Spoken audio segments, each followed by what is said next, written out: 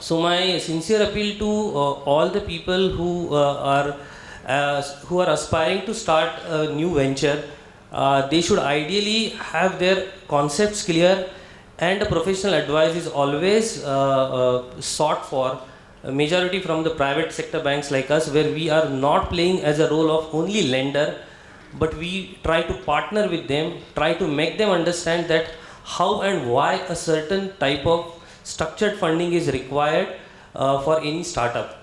Because majority of the time what happens, the standard product which is being suggested and which is being opted is loan against property for funding the working capital requirement, and that is the starting wrong point for any of the organization, because the fundamental support, with due respect to the chartered accountants or advisors, is that over a period of time your liability will come down and you will reach to a level where you will be having a self-sustained kind of funding.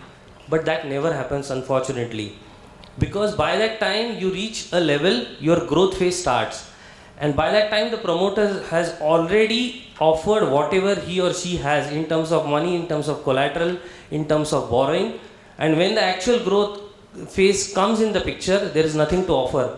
And as a banker, fortunately or unfortunately, we ask, what is that additional you would bring in?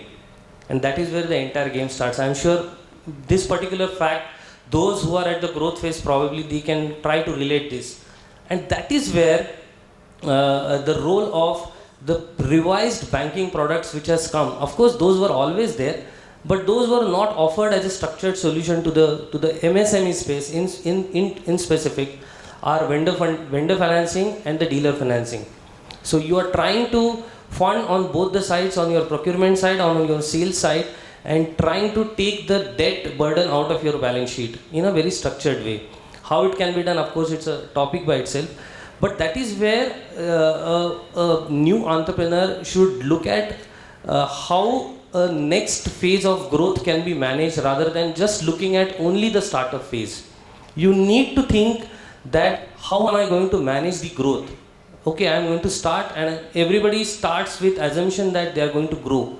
So keeping in mind the growth phase, everybody needs to plan. So my limited point of suggestion is that whosoever are aspiring to start the business, please plan a proper structure for finding the requirements.